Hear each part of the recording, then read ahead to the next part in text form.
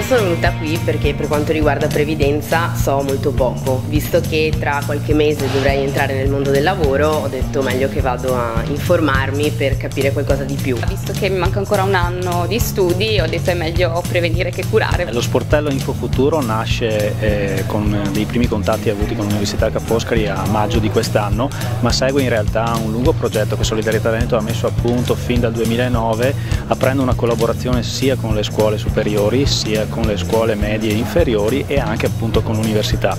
Ci è sembrato bello ripartire proprio dai giovani, in quanto riteniamo che la previdenza complementare abbia il suo punto debole allo stato attuale proprio nel rapporto con i giovani, e concretizzare delle iniziative era fondamentale per poter dare anche visibilità a questo aspetto e fare in modo che le stesse istituzioni lo facciano proprio, in quanto come fondo pensione certamente non possiamo risolvere da soli il tema della formazione in ambito previdenza complementare. Stiamo avendo, devo dire, un ottimo riscontro in termini di contatti con gli studenti interessati, e diciamo che quando si riesce ad entrare in contatto e a spiegare le motivazioni e i vantaggi anche della previdenza complementare, il riscontro è positivo. Noi con questo sportello vorremmo tentare di mettere dei punti concreti per poter consentire a questi ragazzi di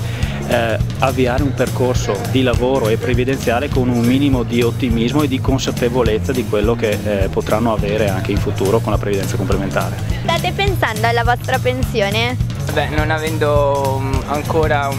un'idea insomma esatto e anche un reddito, no. Neanche un po'? Neanche un po'. Noi già da 3 anni stiamo perseguendo iniziative nelle scuole e fuori dalle scuole per informare i giovani sul futuro previdenziale, ma soprattutto per fargli prendere coscienza che praticamente loro devono cominciare ora a pensare al loro futuro, non possono pensarci quando sono vecchi. Se ti chiedo cos'è la previdenza obbligatoria e cos'è la previdenza complementare, ne sai qualcosa?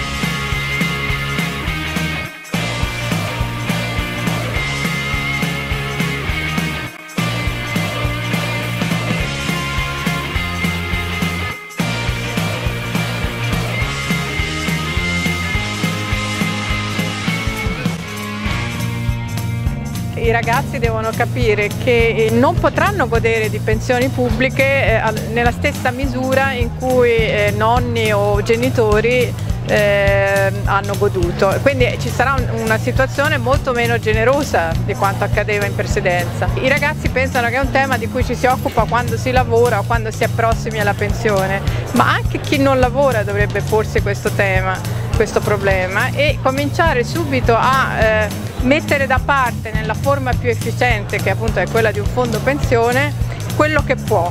risparmiare, anche con i vincoli che sappiamo purtroppo per i nostri ragazzi di non poter risparmiare moltissimo, perché non è che ci siano redditi così, ma proprio perché c'è questa precarietà e discontinuità nel lavoro, e quindi quello che verrà accantonato non sarà una carriera, diciamo, che non proverrà da una carriera completa con tutti i contributi completi eccetera. È importante che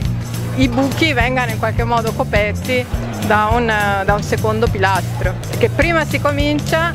più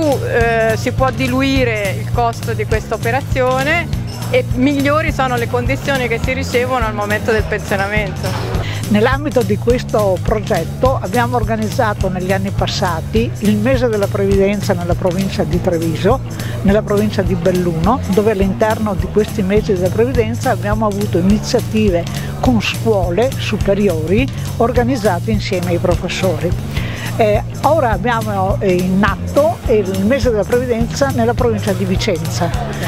Proprio a Vicenza il giorno 22 organizziamo una iniziativa che è intitolata Giovani e Pensione, dove ci sarà una tavola rotonda con la partecipazione delle parti sociali, ma sarà presente il presidente della Covipe Finocchiaro, dove andremo a trattare proprio il problema di quale è il modo per arrivare ai giovani e dargli una corretta informazione previdenziale.